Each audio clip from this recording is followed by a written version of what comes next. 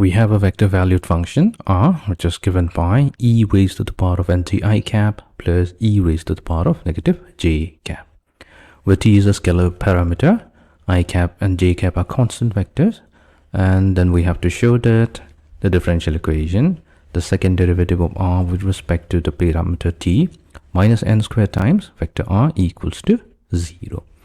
So let's begin by noting down our vector r, which is a function of the parameter t.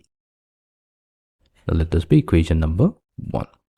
We'll take the derivative of our vector valued function r with respect to t, which will be equals to n times e raised to the power of nt I cap. Here we have taken the derivative of the exponential function e raised to the power of nt. And if we take the derivative of our unit vector with respect to t, because we have to use the product rule here, so that will be equals to 0.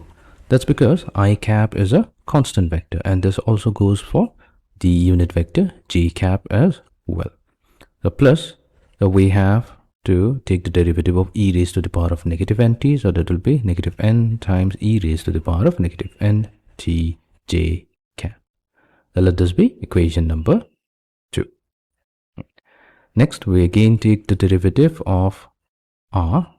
We'll take the derivative of 2 with respect to t. So that gives us the second derivative of r. So this will be equals to the derivative of n times e raised to the power of nt. So that will become n squared times e raised to the power of nt I cap, plus derivative of negative n times e raised to the power of negative nt. So that will become positive n squared, because we have negative n. Multiplied to, we'll get another negative n, which comes as a consequence of applying the chain rule. So that will make it n squared times e raised to the power of negative nt j cap. So if we take n squared as the common factor, because that appears in both the two terms, then we are left with equation number 1. That means this will be simply the vector rt.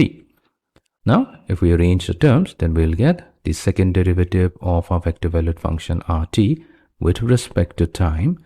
So that's equals to n square rt, or negative n square times rt equals to 0. And this means we have obtained a differential equation.